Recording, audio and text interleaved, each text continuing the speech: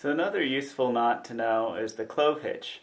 This can be really useful if you're doing a multi-pitch climb and you need to tie yourself into the anchor and be able to adjust how far from the anchor you are.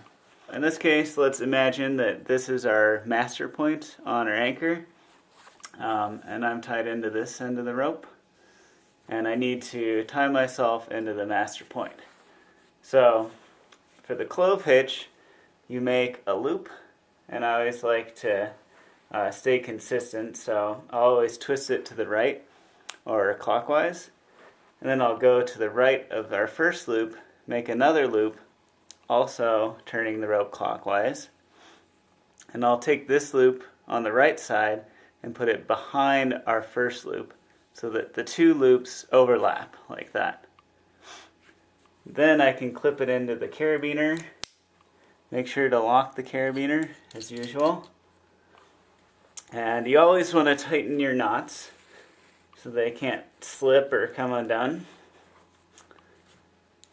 And that's the clove hitch.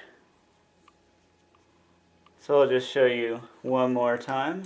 Turn the rope clockwise, go to the right of that loop, make another clockwise loop, put the second loop behind the first one, clip it in, both loops into the carabiner, lock it up, and tighten your knot.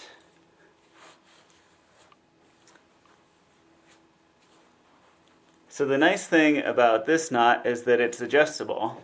So if you find that you want to actually get a little closer to the anchor, you can take your end of the rope, push it through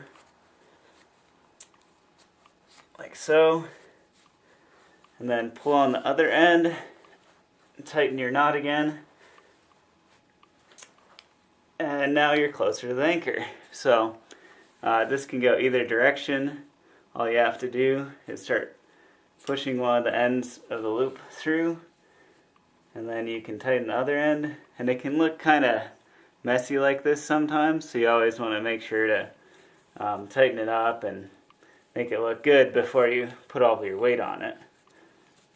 It can also help to have a little bit bigger carabiner, but the final loop should look about like that.